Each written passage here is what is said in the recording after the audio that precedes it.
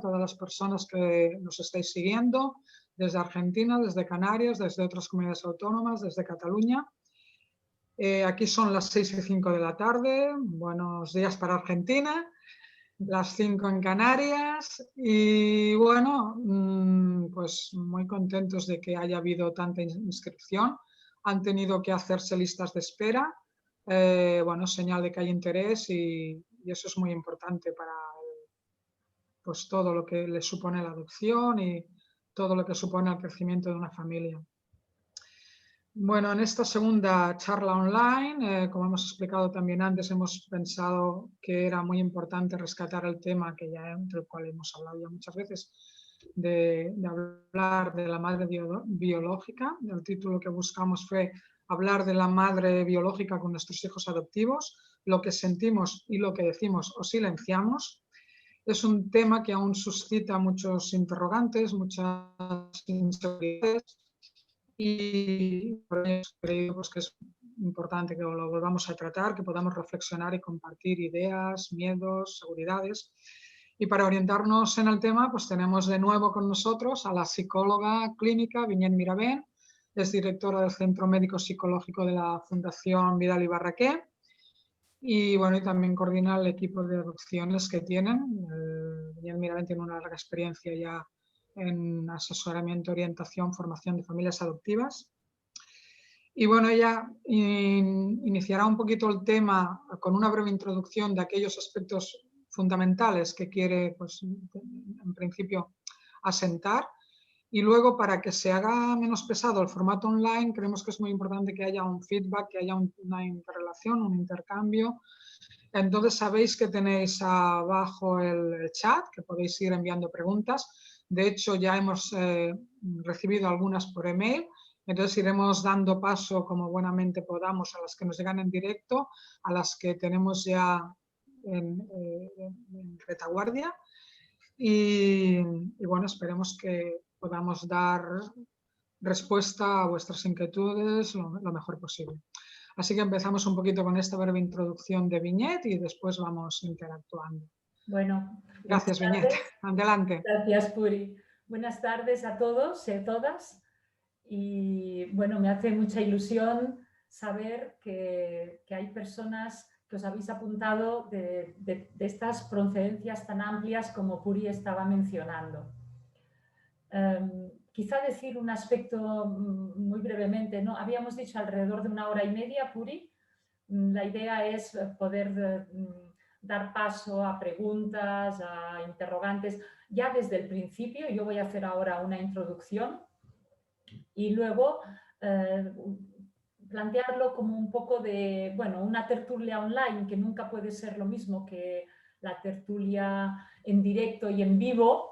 En directo sí que es, pero en vivo no, en presencia no, pero vamos a hacerlo de esta forma porque vamos a intentar que sea lo más también cercano posible a las inquietudes que todos vosotros y vosotras podáis tener. Entonces, bueno, si me permitís, haré una breve introducción. A ver, cuando adoptamos a un niño o una niña, pretendemos darle un trato y un cariño y unas posibilidades para poder crecer y desarrollarse en todas sus posibilidades, todas sus capacidades y en todas sus posibilidades. Eso implica que los padres ayudamos siempre al desarrollo de la identidad de nuestros hijos. Este es un aspecto muy importante, porque cuando hablamos de madre biológica, yo lo ampliaría a familia biológica también, estamos hablando de un aspecto intrínseco de la identidad. La identidad la construimos, la vamos construyendo desde el nacimiento y se va haciendo a partir de la interacción con las personas que nos cuidan, mayoritariamente nuestros padres. La identidad de la persona adoptada tiene dos familias en realidad. Dos familias, familia biológica, ha nacido de una familia biológica, o al menos de un hombre y una mujer hayan estado constituidos o no como familias, pero procede de un hombre y de una mujer. Y luego llega la adopción, con lo cual también la identidad de esa persona adoptada se construye a partir también de la familia, continúa a partir de la familia adoptiva. La construcción de la identidad se va haciendo a lo largo de toda la vida y tiene modificaciones, cambios que tienen que ver con las distintas vicisitudes, con las etapas, con las distintas vicisitudes con las que nos vamos encontrando. No somos los mismos, sabemos que somos los mismos, pero no somos exactamente los mismos que a lo mejor hace 20, 15, 30 años. En el adoptado pasa exactamente igual, pero creo que es muy importante señalar que la identidad del adoptado, y lo repito, su construcción de la identidad pasa por la integración del cambio importante que ha habido en su vida, para darle una noción de continuidad. Su vida ha empezado de una manera, en un lugar y con unas personas, y luego su vida ha tenido un cambio muy importante que le ha puesto en manos de otras personas que le siguen cuidando y siguen atendiendo todas sus necesidades para que se pueda seguir construyendo como persona. Por tanto, para poderse construir a sí mismo, la identidad del adoptado pasa por poder integrar ese origen que no está en la familia adoptiva, ese origen distinto, diferente. Y esto lleva a que esta construcción de la identidad sea un poco más compleja. Es más difícil elaborar, integrar que uno ha tenido dos familias en continuidad, porque no es en paralelo, es en continuidad. Es más difícil de elaborar, porque eso significa siempre que ha habido una ruptura respecto de la primera. Las personas que no somos adoptadas no hemos tenido esta ruptura. Habremos tenido otras cosas, otras circunstancias, pero esa ruptura no se ha dado. El menor adoptado tiene una ruptura en esa continuidad. Y para la integración de su identidad y para la aceptación de sí mismo, tiene que ir aprendiendo a dar sentido a esa ruptura. Y eso solo lo puede hacer en la compañía de los padres adoptivos. No lo puede hacer solo. Tendrá que hacerlo acompañado de los padres adoptivos, al menos durante la infancia y la adolescencia, para que le den esa base de aceptación de sí mismo. ¿Y por qué hablo de aceptación de sí mismo? Porque haber sufrido esta ruptura de continuidad implica que la familia en la que yo he nacido no ha continuado mi crianza, no ha continuado con mis cuidados, no ha seguido atendiendo mis necesidades. Y esto necesito comprenderlo, porque si no, ese abandono se va a quedar inscrito como algo que a lo mejor tiene que ver con mi cualidad como persona. ¿Qué quiero decir? Por ejemplo, yo me lo he merecido. ¿Qué he hecho yo para que me dejasen? Interrogantes de este estilo, que no ayudan para nada tampoco a la construcción de la identidad. Aparte de todo aquello que la persona adoptada puede identificar desde lo más físico a lo más psíquico, incluso en su fantasía, que puede proceder de la familia biológica y no tanto de la familia adoptiva. Todo esto requiere todo este proceso de aceptación de uno mismo con esa ruptura que se ha producido. Y ahí es cuando los padres adoptivos tenéis ese papel tan esencial e importante para dar sentido a esa ruptura, para que pueda aceptarse, para que pueda construirse desde la valoración del sí mismo, no desde el sentirse que no vale, que no sirve, etc. Eso significa que los padres adoptivos es muy importante que se revisen cómo se plantean, cómo tienen en su mente la madre biológica y la familia biológica de su hijo adoptado, ¿no? Porque eso es lo que se va a ir transmitiendo. Y esto no es un proceso fácil, ¿no? No es un camino fácil. Depende de cada persona, ¿eh? Pero en general es un camino que incluso, bueno, que los padres que más predispuestos se encuentran con ganas de ayudar a sus hijos en estos aspectos, también están con muchas dudas, les surgen interrogantes, qué hablar, de qué hablar, cómo hablarlo, en qué momento hablarlo, con qué términos se habla, qué es lo que le puede ayudar y qué es lo que le perjudica. La familia biológica tiene que estar siempre presente en la vida con nuestro hijo, qué lugar ocupa, cómo lo llevamos todo esto en el día a día. Y un poco la charla coloquio de hoy quiere plantear, abrir todos estos interrogantes para poder dar algunas pistas, a ver si soy capaz de que entre vosotros y yo podamos dar y encontrar algunas pistas de cómo abordar este tema que, repito, es crucial para la construcción de la identidad de nuestros hijos, ¿no? Entonces, bueno, no me quería alargar más en la introducción y quería dar la palabra a Puri, que seguramente ya nos puede plantear algunos interrogantes que han surgido en algunos emails que hemos recibido, ¿no? Bien, un poco con lo que has ido explicando ya has respondido a algunas de las preguntas que teníamos, que nos habían enviado. Con esto que acabas de decir, ¿no? Que una de las preguntas era ¿qué consecuencias puede tener el silenciar el tema de la madre biológica, de la familia biológica en la familia adoptiva? Y evidentemente pues es algo, como acabas de decir, pues que no va, si se silencia el tema, no vamos a ayudarle como padres a que lo pueda integrar, lo pueda comprender y pueda ayudarle en su autoestima y su identidad, ¿no? No sé, otras cosas que nos habían preguntado también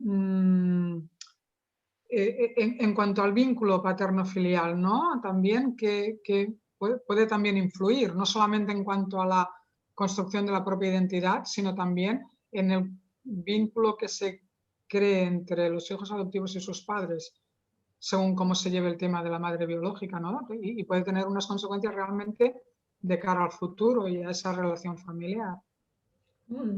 Ahora contesto esto, pero estaba leyendo la pregunta que viene muy al caso, ¿no? A lo mejor, Puri, tú la puedes recuperar. Creo que la pregunta era hasta qué punto hay que hablar sobre en el la día a familia. día. Vale.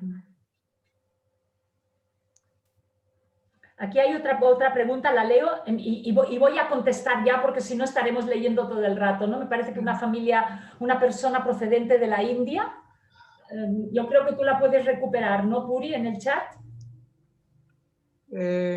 Intento. Sí, de origen india, una niña adoptada con 17 meses. Estaba en el orfanato, no tiene información de la familia biológica. Bueno, que le han dicho pues, que estuviste en la barriga de otra mujer y que esa mujer quiso que fueras adoptada. Ajá. Y que las cuidaban mucho, la querían mucho las cuidadoras del orfanato, ahora tiene 5 años. Claro, yo primero iba a contestar lo que Puri planteaba, que es, bueno, ¿qué ocurre cuando este tema, bueno, esta realidad, porque no es un tema, es una realidad que está presente en nuestro hijo, ¿no? Y que no digo que esté presente cada momento, pero está allí, ¿no? Esto si tiene consecuencias si silenciamos. O sea, cuando silenciamos este tema, bueno, lo primero que nos tenemos que preguntar es si es una cuestión nuestra, de los adultos, de los padres, o es una cuestión de nuestro hijo. Los padres podemos tener unas dudas muy grandes a la hora de plantear este tema. Incluso podemos tener inquietudes, ansiedades, no únicamente dudas e interrogantes, ¿no? ¿Hasta qué punto es importante? Si lo importante es el día a día. Yo también he escuchado, pero si no se acuerda, si era tan pequeño que ni se acuerda, hasta qué punto esto se lo tenemos que decir nosotros y entonces le estamos introduciendo algo que no le interesa. La verdad es que no hay una respuesta única para todo eso. Sí que os digo que no poder abordar el tema de la madre biológica, y perdonad, yo lo amplío a familia biológica, porque cuando un menor, cuando un niño o una niña empiezan por la madre biológica, con sus interrogantes, con mucha frecuencia llegan a si tienen hermanos biológicos. Y así hubo un padre, ¿qué pasó con este padre? Porque llega un momento que se dan cuenta que los niños nacen de una madre, pero no se generan únicamente de una madre, no se gestan únicamente de una madre. Entonces, se va abriendo, ya no es madre biológica, sino familia biológica. Cuando todo esto se silencia, el riesgo es de que aquí quede un tema completamente apartado, disociado, que el niño o la niña, vaya, hablo en genérico, lo va llevando por su cuenta porque percibe que a lo mejor en los padres es un tema incómodo, es un tema difícil de tratar, que ellos también pasan de puntillas y entonces no se atreve a preguntar de una manera más directa o con más frecuencia de lo que lo hace. El riesgo de silenciar este tema, esta realidad, es que todos los interrogantes acerca de los orígenes se los pase consigo mismo y vaya creándose fantasías paralelas que en general pueden ser mucho más negativas que cuando se pueden comunicar y se pueden intercambiar en el marco familiar, ¿no? Cuando un niño puede hablar con los padres, puede deshacer temores, fantasías negativas. En muchas ocasiones los niños se construyen fantasías negativas, o muy idealizadas o muy negativas, con lo cual la idea de sí mismo también pasa por esas fantasías y a menudo fluctúan de un extremo a otro. Esto, cuando ocurre esto, es un camino que no ayuda a una buena construcción de lo que es uno mismo. La construcción de uno mismo pasa por el reconocimiento de la propia valoración, de las propias capacidades, de sentirse uno valioso y valioso para los demás. Y, por tanto, ir reconociendo aptitudes, capacidades y también reconocer aquello que a uno le cuesta. Pero la valía personal es el haberse sentido querido. Si yo me siento querido por unos padres adoptivos, pero voy silenciando las fantasías que tengo de las personas que me trajeron al mundo, estoy ahí larvando un núcleo de baja autoestima, de dudas acerca de la bondad de mí mismo, de mis propias capacidades y el temor oculto muchas veces a ser abandonado de nuevo en la vida. A veces este temor se expresa fuera de la familia, se expresa con compañeros de clase, con amigos o con parejas en el momento en que la edad ya lo permite, en la adolescencia, en la primera juventud, ¿no? Entonces, tiene unas consecuencias muy amplias, como para que nos demos cuenta que el trabajo que hacemos en la primera infancia y a lo largo de todo el crecimiento genera una base que no garantiza que no vaya a haber ningún conflicto luego, pero da una base de seguridad para afrontar los conflictos posteriores. Esto respecto a la pregunta que Puri decía de qué consecuencias tiene el silenciar acerca de la familia biológica. Los niños perciben muy bien la comunicación no verbal que hay en la familia. Yo soy de una época en la que, bueno, todos los temas de sexualidad en las familias apenas se hablaban. Como mucho te daban un libro para que te enterases. Eso no quería decir que no tuvieses como adolescente o como niño o niña unas antenas puestas y que con amigas no tuvieses muchísimas conversaciones con las que este tema salía. Eso no quería decir que no te importase. Lo que quería decir es que no lo podías hablar en casa, porque era un tema en el que se percibía que ahí no había un camino fácil de comunicación.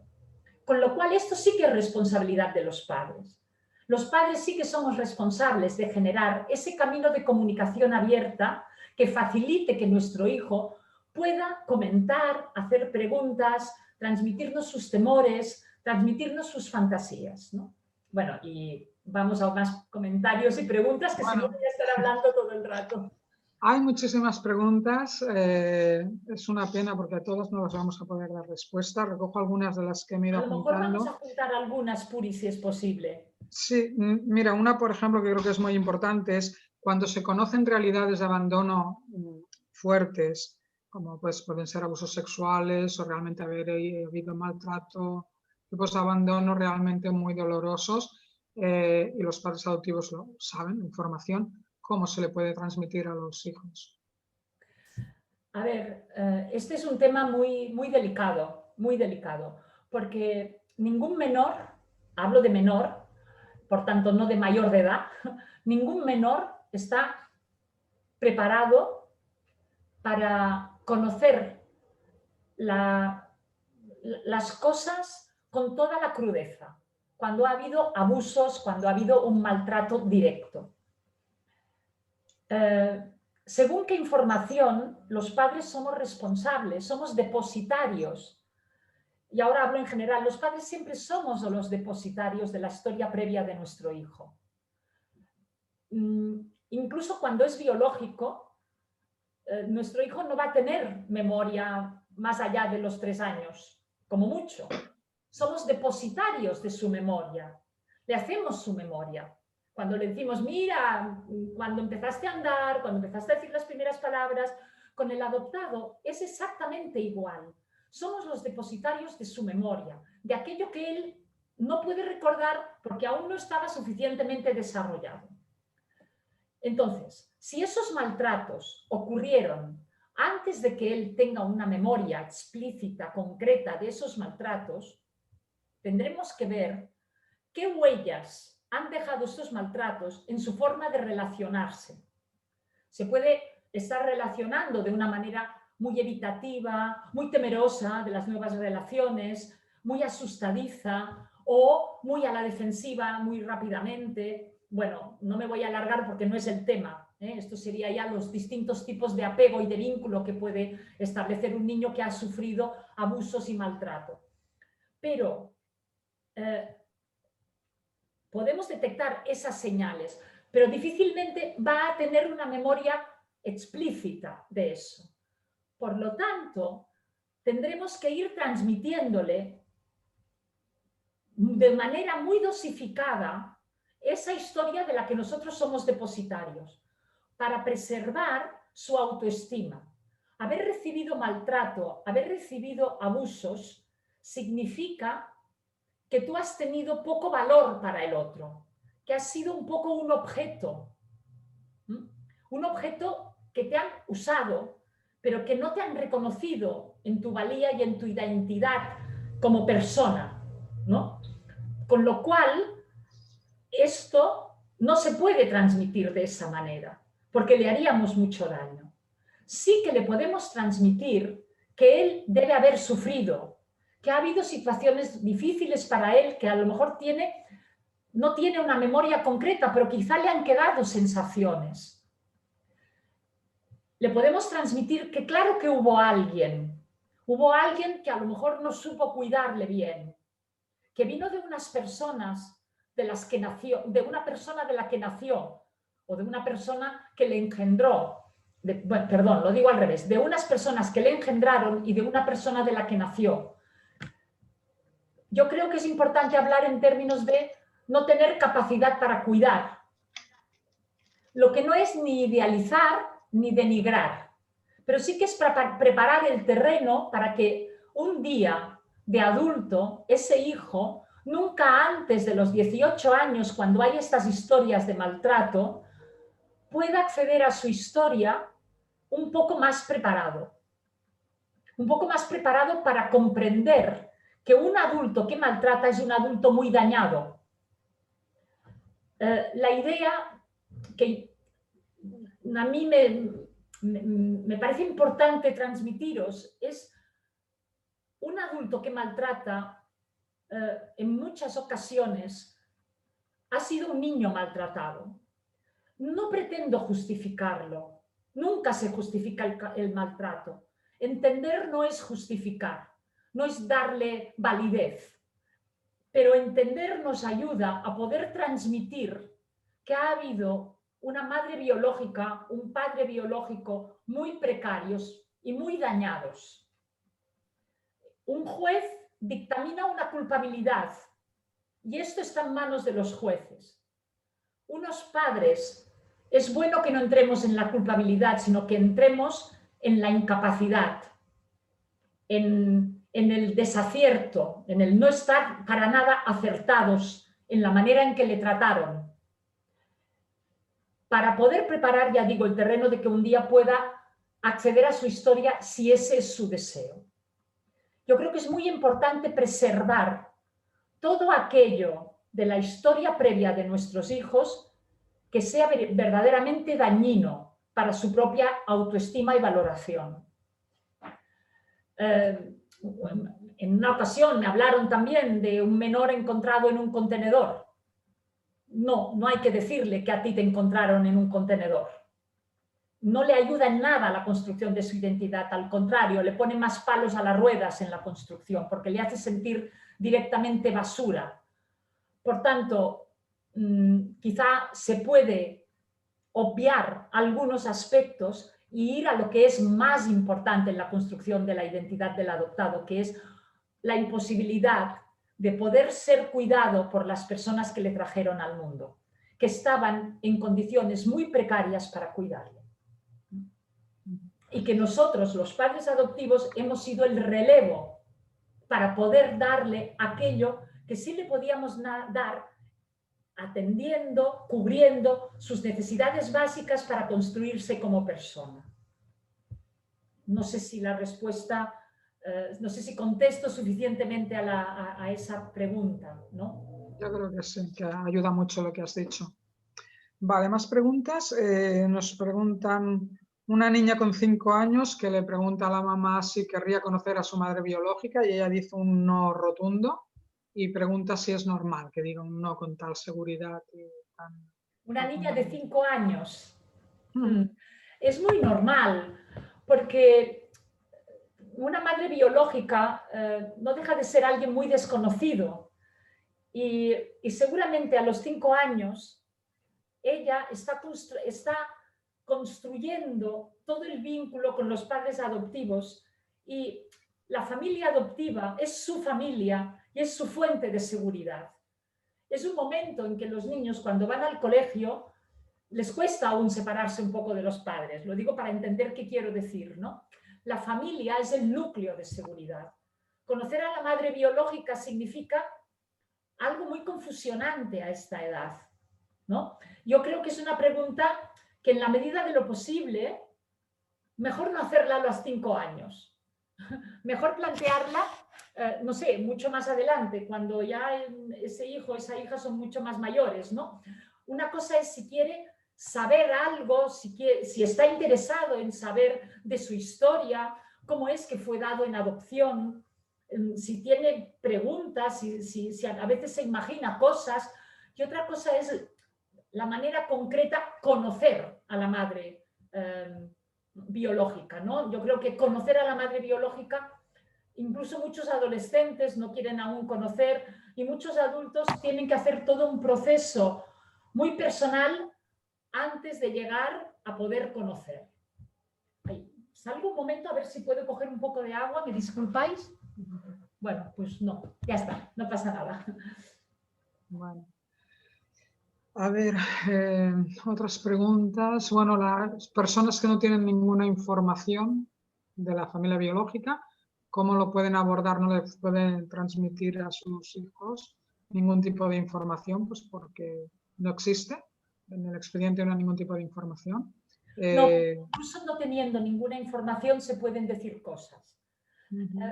cuando hablamos de transmitirles sus orígenes, yo al menos no me estoy refiriendo a transmitir información concreta. Estamos hablando de transmitirles que ellos han tenido una realidad antes de la adopción y que ellos han sido gestados por una persona que no es la que ahora les está cuidando. Y que ahí ha habido algo, ha habido un hecho, ha habido una ruptura. Y por tanto, ha habido una discontinuidad que tenemos que ayudar como padres a que la integren, la elaboren, la asimilen, como queráis decirlo, ¿no? Y eso no se va a hacer en un día, ni se va a hacer únicamente en la infancia, sino que este es un proceso que se va haciendo a lo largo de todo el crecimiento, incluso en la edad adulta. Porque la realidad de la adopción es algo que forma parte de la propia identidad del adoptado. Y es una realidad que se la va encontrando en distintas etapas de la vida, incluso de adulto. Cuando un adoptado tiene hijos biológicos, también se pregunta ese adoptado o esa adoptada, ¿a quién se están pareciendo? ¿Se están pareciendo a mi madre biológica que no conozco? ¿Se están pareciendo a una tía biológica que no conozco? ¿Y cómo les transmito su parecido a mis hijos que sí son biológicos? ¿No? O sea, que la identidad de la persona adoptada incluye transitar a lo largo de toda la vida con esa doble realidad y aprender a llevarla para que no haga daño. Al contrario, para que represente también el desarrollo de capacidades, ¿no? No la inhibición de capacidades, no una baja autoestima que lleva a inhibir capacidades. Por tanto, es algo yo os diría como padres, a ver, es algo tranquilo, no se hace en un día ni en dos, es algo a lo que hay que estar atentos, igual que estamos atentos a cómo viene nuestro hijo del colegio, que dices, ostras, hoy viene más preocupado, hoy viene de mal humor, estás atento. Pues de la misma manera, estar atento a, ¿qué le pasa? ¿Qué pregunta ha hecho? ¿O qué tiene? Y saber que no todo, pero que este aspecto está ahí. No todo lo que le ocurre a los hijos adoptados es que se están planteando sus orígenes. No, esto sería una enorme exageración y además, perdonad, un simplismo. No, la vida es muy amplia y tiene muchos aspectos y muchas realidades, pero esa también forma parte. Y en la adopción, esa es muy troncal. Y eso es algo a lo que es importante estar atentos, ¿no? Y a veces no preguntan, pero a veces uno puede sugerir, ¿no? Bueno, muy bien, otro tema que también van surgiendo en el chat es un poco el concepto, ¿no? Los términos a utilizar, mejor dicho. Madre de la pancha, madre de la barriga, madre biológica, madre de Rusia, madre de Ucrania, madre... vale. Un poco hay confusión en todo esto, ¿no? Como incluso la palabra madre. Sí, vamos a tener un poco de también orden. supongo que depende un poco de las edades de los niños, naturalmente. Pero bueno, a ver si nos puedes orientar porque hay mucha confusión en esto también. Sí, a ver, yo sí que hay alguno de estos términos que sinceramente no los aconsejaría mucho, aunque cuando los he oído con toda la buena voluntad del mundo. Por ejemplo, ¿qué no aconsejaría? No aconsejaría madre de China, madre de Rusia, porque esto no es una continuidad, parece que sea un paralelismo. Estamos hablando de que la adopción es como una carrera de relevo. Primero ha empezado una madre biológica, un padre biológico, una familia biológica y luego llegan los padres adoptivos. La madre de Rusia no está presente en paralelo y por tanto, sinceramente, yo no hablaría de madre de Rusia, madre de China. Con un niño pequeño sí que el vocabulario primero es pues, madre de la barriga, madre de nacimiento. Luego, el concepto madre biológica, un niño de 4 años no lo va a entender. Biológico es un término que puede aparecer a partir del final de la infancia, inicios de adolescencia, a medida que también se va desarrollando los conocimientos de los niños, que entienden lo que es biología, ¿no? y el sentido que tiene. Por tanto, yo lo que sí que no aconsejaría es una madre referida a un lugar, porque podría llevar a la fantasía de que allí hay una mamá esperándome, pues me voy con ella. No, allí no hay una mamá esperando. Esa mamá no pudo criar. Está a lo mejor, seguramente está, posiblemente no ha muerto, pero no es una mamá en activo que esté esperando. No, es una mamá que no ha podido cuidar y por eso te ha dado en adopción. Con todo el respeto y con toda la dignidad humana, pero no te puede criar. Este es el sentido de la adopción. El sentido de la adopción es la protección del menor, un menor que no puede ser cuidado en su familia de origen y está en una situación de orfanato, donde no recibe todos los cuidados necesarios para desarrollarse con todas sus capacidades y pasa a una familia adoptiva que le da esa posibilidad para desarrollarse y que se convierten en sus padres. Entonces, podemos hablar de madre de nacimiento, de madre de la barriga. Los niños a los 3, 4 años pueden preguntar, ¿qué tiene esa señora? ¿Está gorda? No, no, está embarazada. Ah, tiene un niño en la barriga. Por tanto, a estas edades, poder hablar de madre de la barriga pues forma parte del vocabulario y de la comprensión que un niño puede tener. Más adelante saldrá la madre biológica como concepto, ¿no? Pero creo que es importante también insistir en la idea de relevo, no de paralelismo, ¿vale? Si no, no sería adopción, sería un acogimiento en términos más jurídicos, ¿no? Aquí en Cataluña se da acogimiento y el acogimiento sí que es una situación en paralelo. Los menores están viendo a la familia biológica, la están visitando en los lugares adecuados con un ritmo, mientras están en la familia de acogida, que puede ser una familia de emergencia, por un momento emergente, que puede ser una familia de continuidad o que puede ser una familia de acogida de preadopción en adopción nacional. Pero es acogimiento aún. Sí, este tema me lleva a otro, que también son realidades y que también ha surgido una pregunta hace bastante rato ya, y es que hay hijos adoptivos, bueno, a partir de unas ciertas edades, que además por medio de las posibilidades que tenemos hoy con las redes sociales y con todo, realmente han contactado o las madres biológicas han contactado con hijos o viceversa, o incluso cuando han hecho búsqueda de orígenes, ya más grandecitos, pues realmente han podido contactar porque había información en sus expedientes de adopción y han contactado y han conocido a su familia biológica, a sus madres biológicas. Yo recuerdo una vez un caso que, bueno, fue muy ilustrativo también.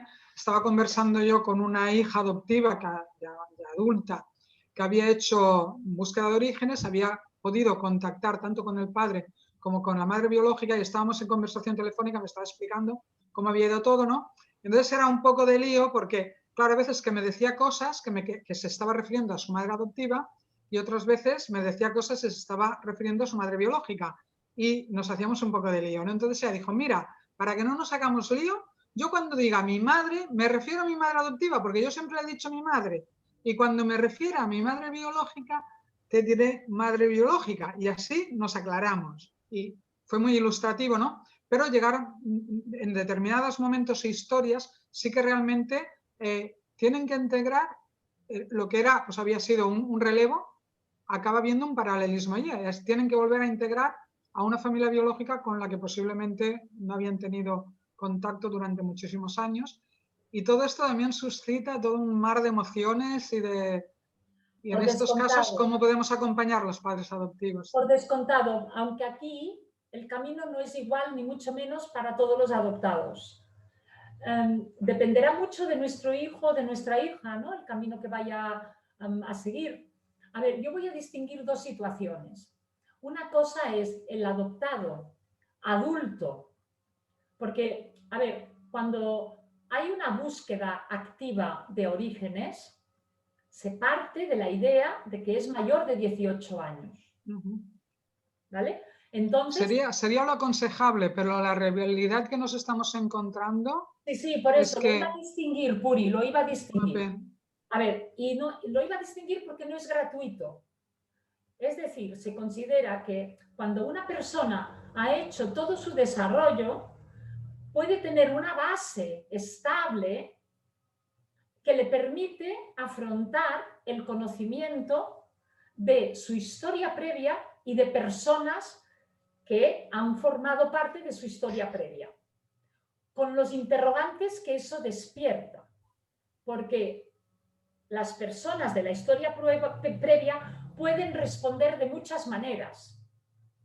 Pueden responder aceptando ese encuentro o no aceptando.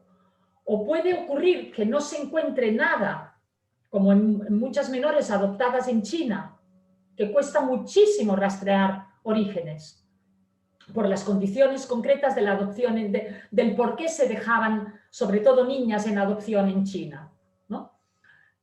O se pueden encontrar con los propios interrogantes que les llevan. Yo estoy teniendo una persona en mente, una joven, una chica joven, adulta, con la cabeza, yo diría, muy bien amueblada, con muchas capacidades, que va paso a paso, porque cada paso le representa una serie de emociones que tiene que colocar en su sitio antes de dar el siguiente. Porque le plantea decir, bueno, ¿y cómo me los miro? Yo desde la abundancia, desde un mundo donde tengo abundancia, ¿cómo me van a mirar y cómo me los miro cuando seguramente están en precariedad? ¿Vale? Pero estamos hablando de personas de más de 18 años que hacen esa búsqueda activa. O que se encuentran con que les han encontrado. Que eso también ocurre. Y sigo refiriéndome a mayores de 18 años. En mayores de 18 años el impacto también es importante. A mí también me viene en mente una chica que fue una hermana biológica que la encontró y se puso en contacto a través del Facebook. Ciertamente esta chica tenía más de 18 años.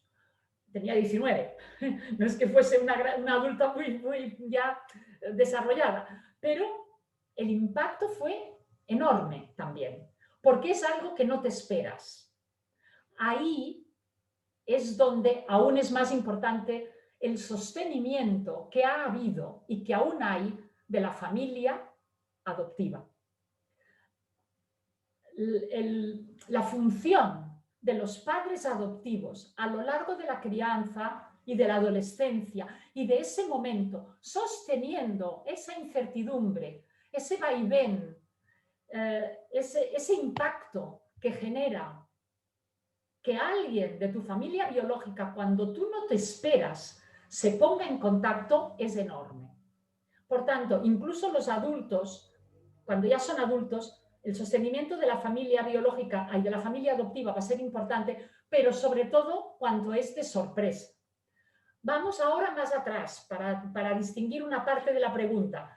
¿Qué ocurre cuando esto pasa en plena adolescencia? Que es cuando hay un mayor uso de las redes sociales. Y en una etapa de mucha complejidad, porque la etapa adolescente a veces la tenemos un poco demonizada. A mí me gusta decir que es una etapa magnífica, que es una etapa, bueno, que genera una cantidad de interrogantes hacia la vida, hacia la sociedad, que genera valores, que genera cantidad de complicidades con los iguales y que nos prepara para ser adultos. Lo que pasa que también genera muchos conflictos que ponen en cuestión el mundo al que los hemos traído y que nos pone en cuestión como padres, y eso no es fácil de llevar. Y también hoy en día, bueno, hoy en día y siempre se ponen, como empiezan a tener mayor autonomía, existe también en ese vaivén poder acercarme a encontrar respuestas a mis interrogantes y a mis ansiedades internas con conductas de riesgo, para evitar el sufrimiento de forma rápida, de forma compulsiva, eufórica, etc. Entonces, en plena etapa, en esa etapa, cuando hay, a través de redes sociales, se ponen en contacto con ellos, cuando la familia biológica se pone en contacto, el impacto yo diría que es, bueno, mucho mayor, mucho mayor. Y el riesgo enorme es que lo lleven en silencio. Por tanto, creo que ahí sí que los padres tenemos que tener una actitud, de nuevo me remito a la crianza, nada se genera de golpe. Es que nada en la naturaleza es de golpe. Una almendra primero está pequeñita, pequeñita dentro de una flor. Y luego va creciendo. Y cuidado que si viene la helada la mata. En cambio, cuando ya tiene toda la crosta más como de madera, ¿no? Está mucho más protegida y ahí sí hay una helada, ya no le hace nada a la helada, aunque ya no es la época de heladas, pero se entiende lo que quiero decir. Que nuestra función como padres es velar a lo largo de todo el crecimiento.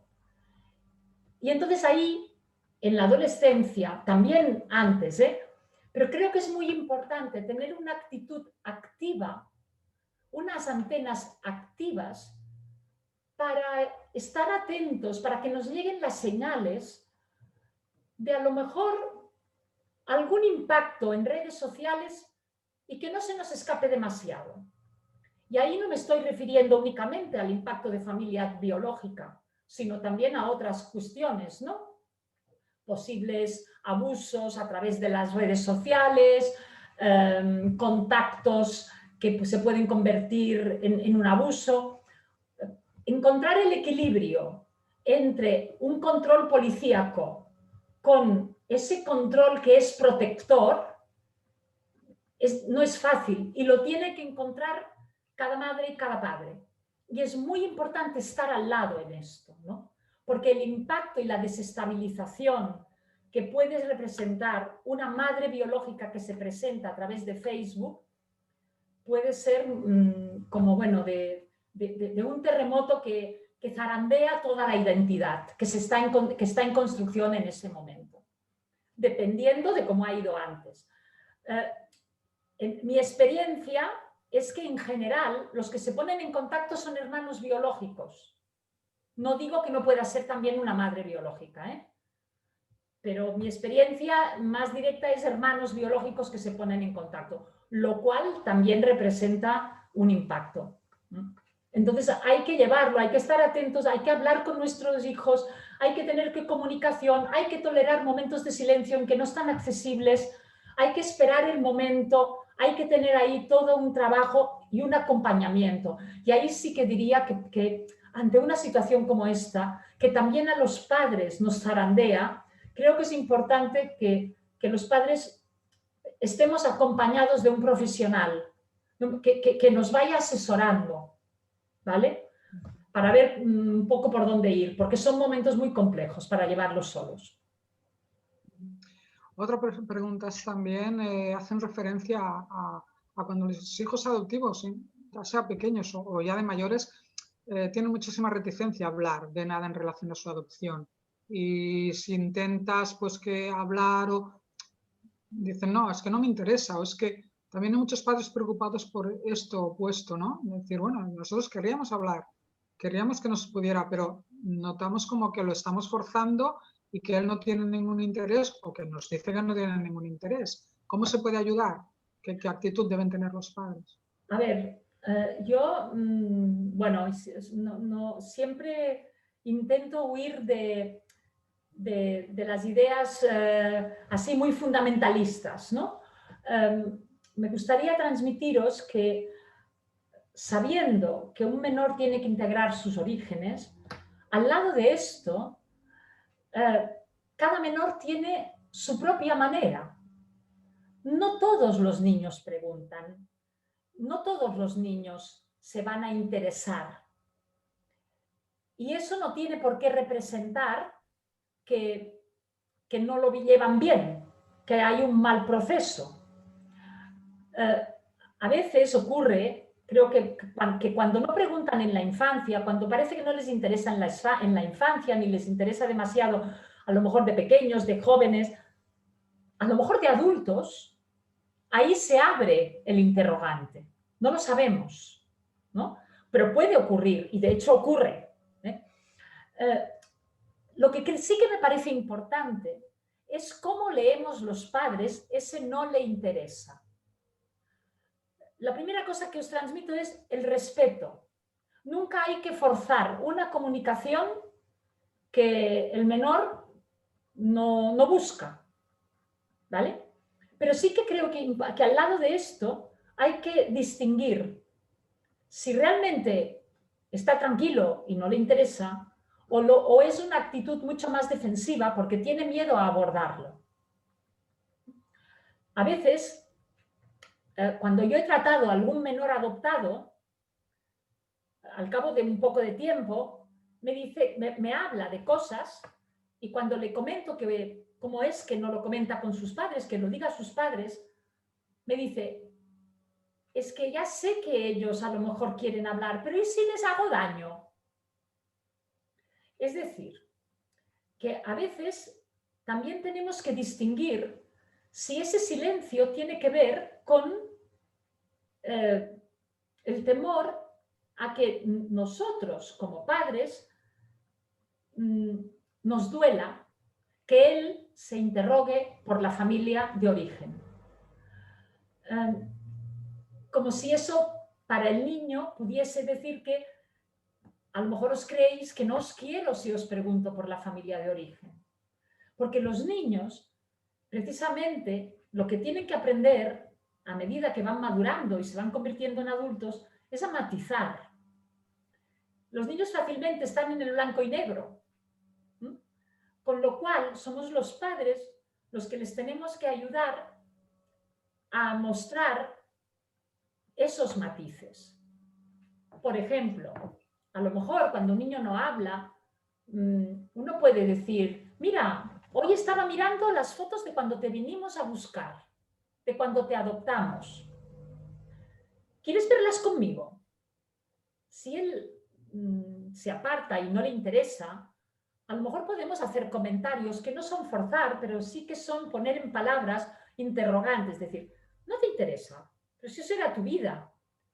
A mamá le gusta mirar estas cosas de cómo tú estabas antes de llegar con nosotros. A mamá le gusta saber de esa época tuya, aunque no estuvieses con nosotros. A los papás nos gusta pensar que tú ya estabas antes y que naciste de una persona que intentó cuidarte, no pudo, y ahí vinimos nosotros. O sea, mostrar que nosotros sí que aceptamos su historia previa. Si esta es la actitud que vamos transmitiendo, entonces se podrá sentir con mayor libertad para hacer comentarios. Si él percibe que no nos duele, se atreverá a hacer comentarios. Si él percibe que es un tema que puede ser doloroso o imagina en su fantasía que no puede gustar, se va a retener. Entonces, partiendo de ese respeto que os decía, creo que sí que es importante transmitir en lo que es el ambiente familiar que hay total libertad para hablar de todo esto, ¿no? Que es transparente, que la adopción no es un tabú, que el hecho de que haya nacido de otras personas no es un tabú, que uno no lo vive como un dolor. Por eso es importante que nuestros propios dolores, los padres, los tengamos suficientemente bien asentados. Nuestros propios duelos los tengamos bien asentados para poder sostener el duelo del hijo. Y el duelo no es solo la familia de origen, que no puede estar con él y que tuvo que ser dejado. No es solo el abandono. A veces no caemos. El duelo también es los vacíos, las no respuestas, el no saber por qué en concreto. Yo estuve tratando una chica de 16 años que se hacía la pregunta de forma obsesiva y con mucho dolor. ¿Pero por qué? ¿Por qué me dejó? ¿Por qué me dejó? ¿Por qué me tuvo que dejar? Yo quiero saberlo, yo se lo quiero preguntar. Hasta que poco a poco se pudo calmar al comprobar que detrás de esto estaba su autoestima. Lo que ella, sin darse cuenta, estaba poniendo en juego era si ella valía o no valía, ¿no? Bueno, me alargaría mucho más, pero vamos a dejar paso. Muy bien. Yo lo que, si ahora os parece,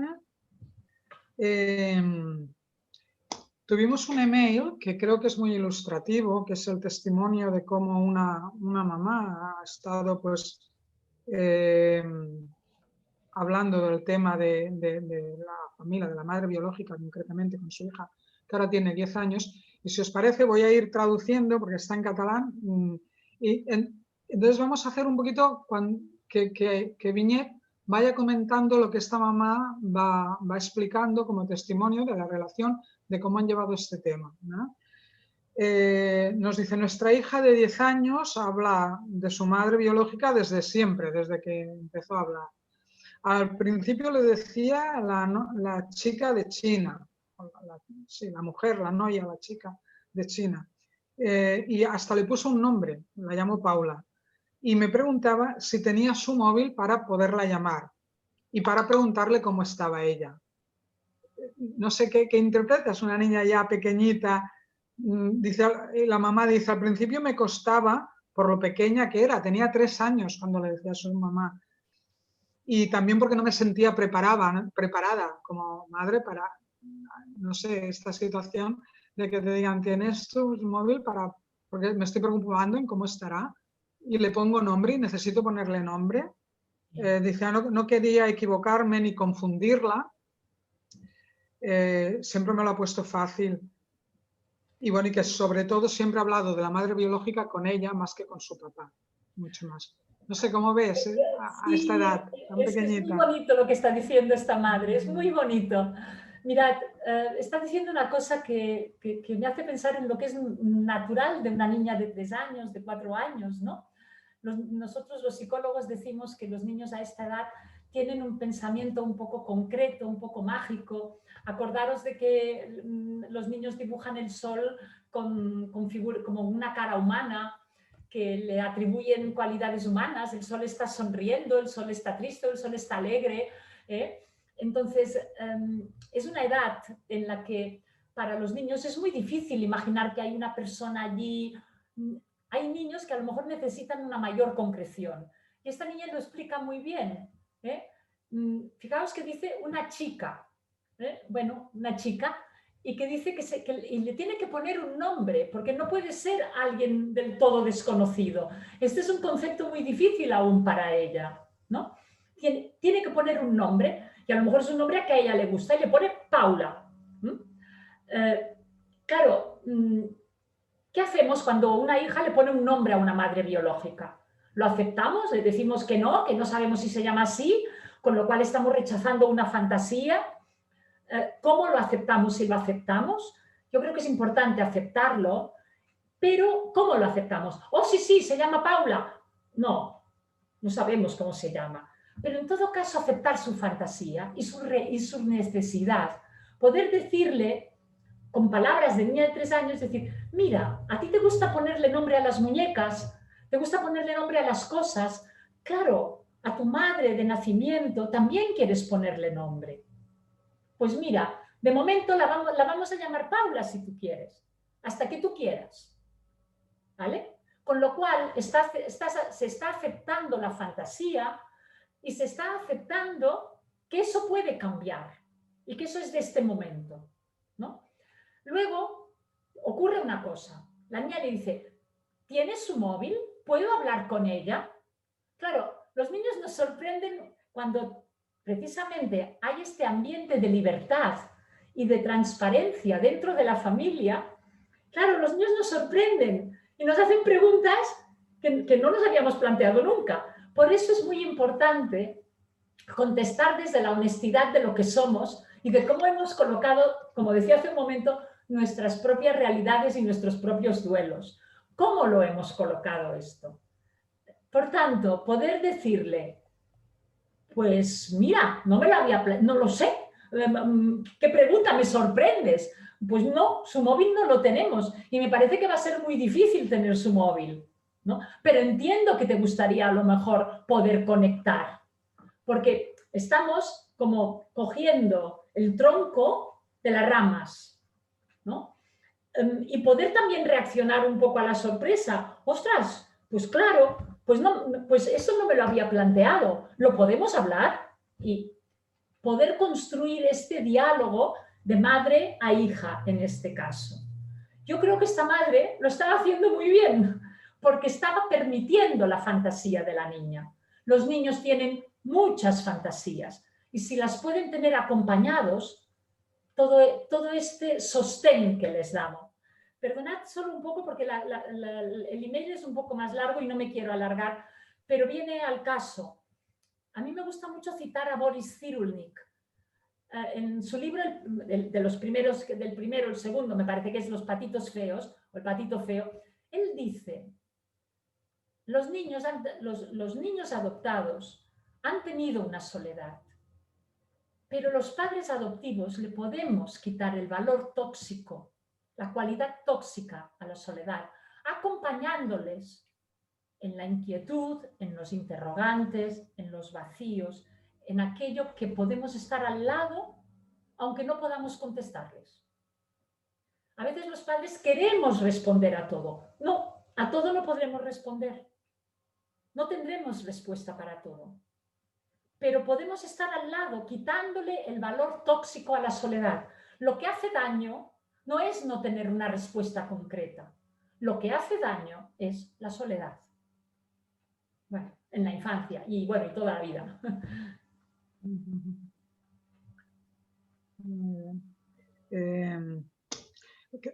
También creo que es importante que a veces nos podemos quedar sin saber qué responder o podemos responder algo con lo que después pensamos, ostras, creo que me he equivocado contestando. Es decir, que siempre la vida nos da más oportunidades para retomar temas, ¿no? Eso seguro. Y además es un aprendizaje también para los hijos. Que el hijo vea que los padres pueden rectificar, pueden decir, oye, mira, antes te he contestado esto, pero pensándolo bien pienso que esto. Es un aprendizaje de vida esto. Nadie sabe las cosas de entrada en muchas ocasiones. Y esto es aprender a ser adulto. Siguiendo un poquito con este mismo testimonio, bueno, dice, luego más adelante ya pasó a llamarle, bueno, en todo este proceso lo hemos acompañado, hemos hablado abiertamente ya le dice la madre biológica, ya es más mayorcita ella, dice, la madre dice, yo la tengo muy presente, incluso cuando le explico que por las noches miro la luna y le doy gracias porque le haya dado la vida. Y le digo que su hija está bien, feliz, pensando que en la China su madre biológica también hace lo mismo. Mi hija sonríe, me abraza y cuando le digo que la quiero, ella dice que también, pero tú ya me entiendes, dice. Que es un vacío que no sabe explicar. Bueno, no sé, todo esto también puede haber un poco de fantasía también hacia los padres biológicos por parte de las familias adoptivas, Sí. que pueda ser positivo o negativo, que está ahí en la cuerda floja. A ver, yo pienso que esta madre está haciéndolo bueno, está haciendo algo benigno, muy benigno, pero sí que aquí querría alertar de algo, ¿no? Que es ir con cuidado con los agradecimientos, ¿no? Porque al final, si idealizamos mucho, oye, mira, a veces yo he escuchado, uy, este gesto tan magnífico que hizo tu madre, bueno, quizá estamos queriendo pintar las cosas de una forma que tampoco son, ¿no? Y que a lo mejor el hijo puede decir, bueno, pues entonces lo ideal es dar niños en adopción, es ir abandonando niños. A ver, perdonad un poco que me vaya hacia un lado. Pero lo que trato de transmitir es, a ver, no te pudo cuidar. Y mira, Uno puede decir, y sí, estoy agradecida de que te trajese al mundo, porque eso nos ha dado la oportunidad de estar contigo y de que seamos ahora una familia. Pero no hace falta que ese agradecimiento se convierta en una idealización.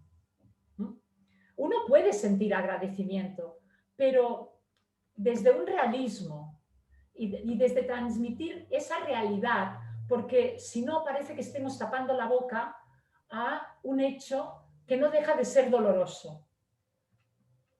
Yo diría, no hay abandono sin dolor para la madre que deja y para el hijo que es dejado. Y creo que eso es lo que hay que ayudar como a integrar de una manera que no haga daño, que no perjudique la autoestima, porque él no era digno de ser dejado. O sea, a ver, no sé, ahora creo que lo he dicho muy mal. Él no era alguien que merecía ser dejado. Había muchas circunstancias y probablemente tu madre biológica tampoco quería dejarte. Se encontró con lo que se encontró. Esta es una forma benigna de transmitirlo, pero cuidado con los agradecimientos excesivos. Cada familia lo lleva a su manera.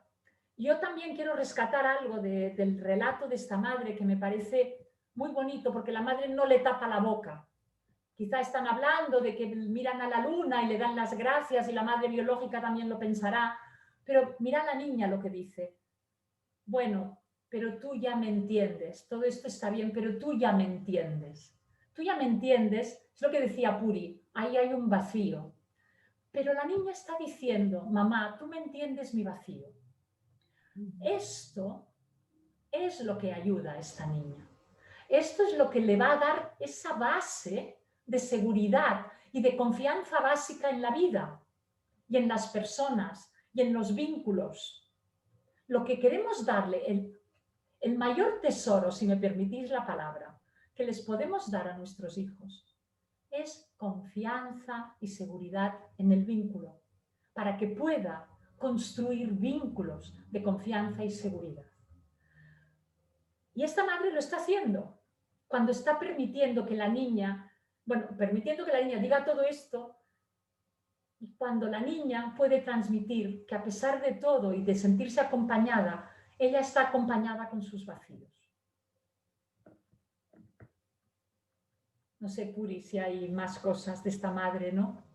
A ver, no, me parece que era lo Sí, más luego cuando la niña significativo. crecía, creo que hablaba ya de madre biológica o algo así en este mismo. Sí.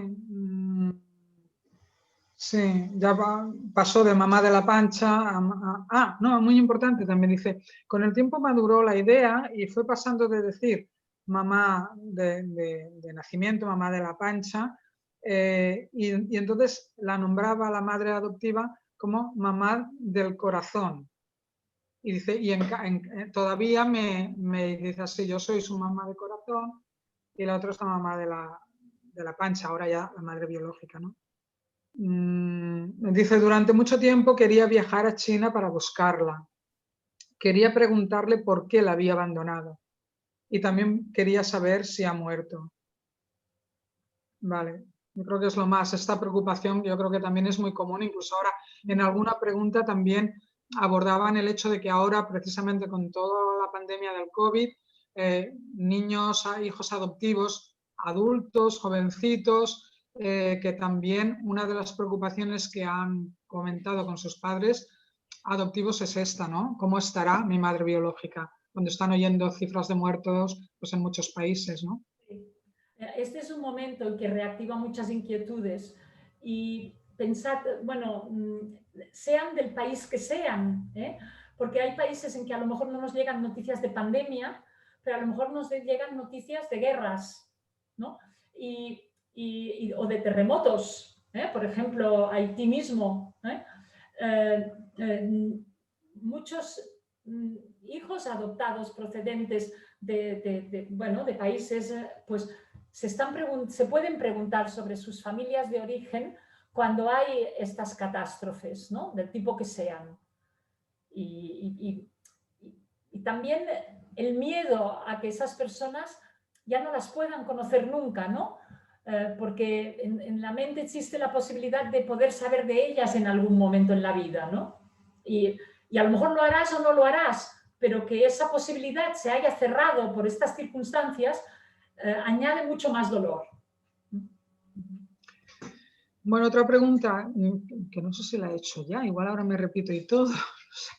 Los padres, o sea, los hijos adultos que no pueden tener acceso a ningún tipo de información, porque no la hay, ¿cómo pueden abordar o llevar el hecho de que nunca podrán tener acceso? Porque hay hijos adoptivos que nunca tienen, no deciden ir a buscar, hacer una búsqueda de orígenes, pero otros que sí que sienten esa necesidad y sin embargo igual no la pueden llevar a cabo porque no tienen información. ¿Cómo pueden un poco llevar todo eso?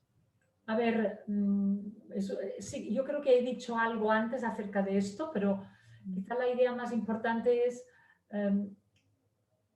tienen que aprender a llevar ese no saber. Y ese no saber de algo que no es saber pues, si el Big Bang existió al final o no existió al final, sino que es no saber de algo que tiene que ver conmigo mismo, con mi propio origen, ¿no? Hay algo muy profundo que provoca mucha más inquietud y mucho más dolor de no poder tener respuestas, al no poder tener respuestas. Y es aprender a llevar ese no saber. Y eso no se hace en un día. De nuevo repito, quizá me estoy repitiendo mucho, ¿no? Pero creo que la función de los padres ahí es estar al lado, acompañar, evitar la tentación de minimizar el no saber. Porque es muy difícil acompañar en el dolor de un hijo, ¿eh? Como cuando le quieres a ese hijo, como madre, como padre, te sale el calmarle rápido. Y muchas veces es calmar desde la evitación, desde la negación, desde el, bueno, no pasa nada, no te preocupes, va, no pienses en ello, ¿no? No le des más vueltas. ¿Verdad que no lo puedes saber? Pues nada, déjalo correr. Claro, esto no funciona. Este tipo de respuesta no ayuda. Esta actitud es la que no ayuda. Ayuda el poder decir, entiendo que no saber nada no es fácil. Entiendo que esto te haga daño, te haga sentir mal. Una actitud que vaya en ese camino, ¿no? Y si en algún momento, como padres, no podemos incidir más en ese apoyo, pues ayudarle a buscar una ayuda profesional para aprender a llevar esos vacíos, ¿no? Y ver con qué está conectado también, con qué más cosas está conectado ese vacío. Porque en cada persona le puede conectar con cosas diferentes, ¿no? Con fantasías de distinta índole y poder, bueno, poder comunicar no te da la información que buscas, pero sí que te da una mayor serenidad. Y creo que eso también es importante. Y también, poco a poco, puede ir encontrando que su propia identidad tiene una zona de incertidumbres, pero tiene muchas zonas con certezas. Y que se puede apoyar en eso sin negar las incertidumbres.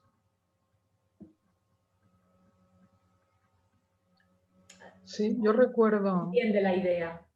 Sí, recuerdo también en ADIF, en la asociación, cuando pues, muchas veces han venido hijos adoptivos a hablar con nosotros, ya adultos, para comentar determinados aspectos.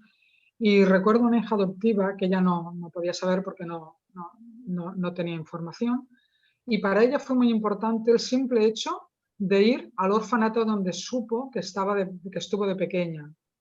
Ir allí, hablar con la gente que estaba, incluso el hecho de conocer que conoció a un chico, ya adulto también, que también había estado de pequeño como ella en ese orfanato. Todo eso Esto para es muy ella fue importante. importantísimo y fue yo creo que fue, pues, no dejó de ser una búsqueda de orígenes y un contacto con los orígenes, Sí, sí, hasta sí, donde sí. ella pudo. Me gusta que abras este aspecto, ¿no, Puri? Porque Orígenes es familia biológica, pero es vida previa. Y ahí incluye también la vida en orfanato, ¿no? Hay menores que han encontrado compañeros de orfanato o incluso que han sido adoptados de forma paralela y a lo mejor por familias que no están tan lejanas unas de otras, ¿no?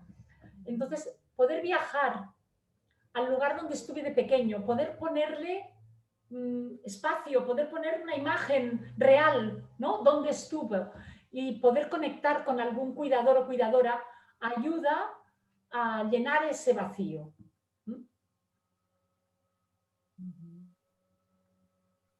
Muy bien. Y además ayuda a llenar un vacío que también tienen los padres adoptivos. Antes decía que cuando un hijo es biológico, llega un momento que pregunta, ¿y yo cómo era como bebé? Yo lloraba mucho, yo me reía, me gustaba comer, o dormía bien. Puede hacer este tipo de preguntas y puede ver las fotos. Yo también, bueno, a mí también muchos padres adoptivos me han transmitido la pena de no poder tener testimonio de esa memoria del hijo pequeño, ¿no? Que pueden tener memoria del momento de la adopción y si han tenido suerte de adoptarlo antes de los 3 años, pues claro, era muy pequeño aún, ¿no? Pero les falta el año y medio, los 2 años, poder ir al orfanato para los padres que han adoptado a ese hijo es algo muy emotivo también, porque también pueden poner una imagen, un contacto con unos cuidadores, darle eso al hijo. Bueno, yo creo que es volver al sitio donde estuvieron. Depende, porque en muchos países los padres han visitado el orfanato, pero por ejemplo en China no. En China ahora algunos van al orfanato, pero cuando les dieron las niñas en adopción, se las daban en un hotel. Lo digo porque hay experiencias de todo tipo en esto, ¿eh? Y creo que sí, que esto también es una experiencia que si se puede hacer, ayuda, ¿no? Ayuda a integrar. Muy bien. Bueno, por la hora que es, tenemos que empezar a poner fin a esta charla tan interesante. Nos están dando muchísimas gracias mucha gente por el chat, de lo bien que lo explicas todo. Y bueno, lamentamos no poder haber recogido todas las preguntas, es una pena, pero es la realidad cuando se hacen las cosas así online. Bueno, agradecerte totalmente, Viñet Miravent, tu colaboración con nosotros. Agradecer también al equipo técnico que ha hecho posible que hoy todo funcione y a todas las personas que nos habéis seguido. Y bueno, recordar que la charla se ha grabado, que estará en nuestra... ¿Perdona? Digo que yo también me quiero despedir antes de cerrarlo, ¿eh? Vale, pues recordar antes de que pase la palabra a Viñet que la charla se ha grabado. Le daremos difusión desde nuestras redes sociales, por favor, escamparla para que llegue al máximo de familias adoptivas posibles, porque yo creo que todo esto es prevención de problemas. Y bueno, consultar también en nuestra web, que hay mucha documentación sobre este tema y sobre otros aspectos relacionados con la adopción. Muchas gracias a todos. Viñet, tu despedida. Sí, yo quería también decir adiós. Muchas gracias a todos los que no os veo por estar aquí. Gracias a Adif por darme también esta oportunidad para poder transmitir lo que uno ha ido aprendiendo y también deciros que es gracias a vosotros, los padres, que también los profesionales aprendemos y aprendemos a matizar.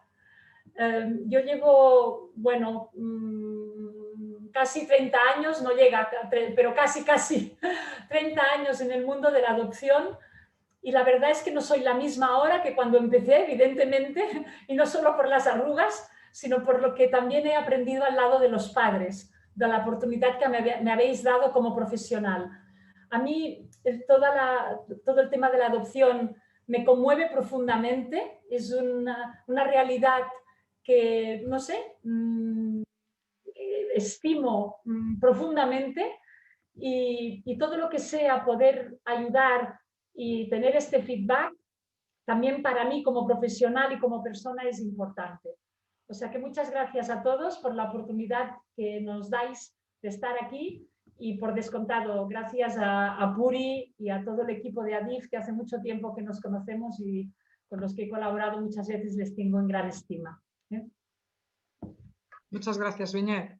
Hasta pronto. Gracias.